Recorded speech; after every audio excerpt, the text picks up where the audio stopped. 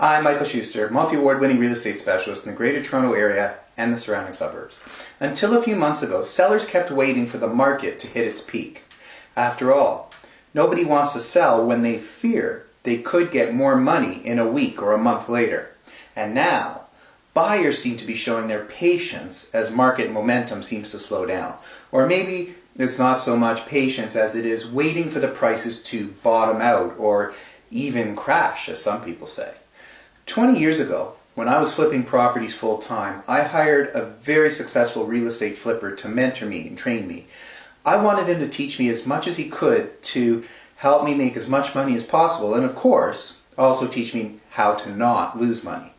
He taught me many valuable lessons, and I'd like to share a very important lesson that I learned from him with you today, as it's very relevant to the current real estate market. As real estate investors flipping homes, we were obviously always watching for market downturns, looking for profitable buying opportunities, or what we used to call motivated sellers.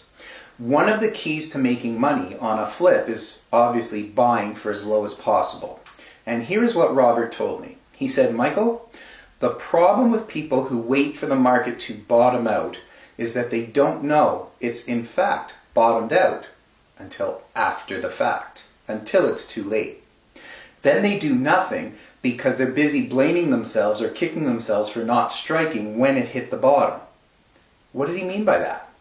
Well, if the market is going down and down, you won't know that it stopped going down or bottomed out unless and until it starts going back up again. Think about that for a minute. So once it starts going up, buyers have remorse or regret that they didn't strike earlier while the opportunity was right in front of them. Something that applies to sellers right now, today. Some are kicking themselves because they hoped it would keep going up and up, and they said they'd sell when it hits the top, but suddenly it stopped. So going back to the great advice that Robert shared with me many years ago, you have to consider your short-term and your long-term goals. If you're flipping a property, then what happens in the next 3 months is very relevant. But if you're thinking of buying a house or a condo to live in today, whether it's for the next 3 to 5 years or 5 to 10 years or even longer, then don't stress yourself out because you could have paid slightly less if you waited an extra few days or an extra couple of weeks. The fact remains, A, you need somewhere to live, so you might as well start paying down your equity in wherever you live, or actually pay down your mortgage, increase your equity wherever you live. B, your quality of life is more important, so you might as well love the place that you come home to every day.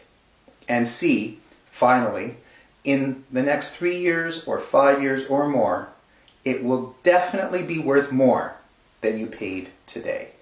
So if you want to talk more about where the market is heading this year and why, or what would be the best strategy for your short-term or long-term goals if it comes to moving or flipping or anything related to real estate, just email me, mike@thereguy.ca, or you can call me anytime. I'm happy to share more details, answer all of your questions, and I'm all about talking strategies with you.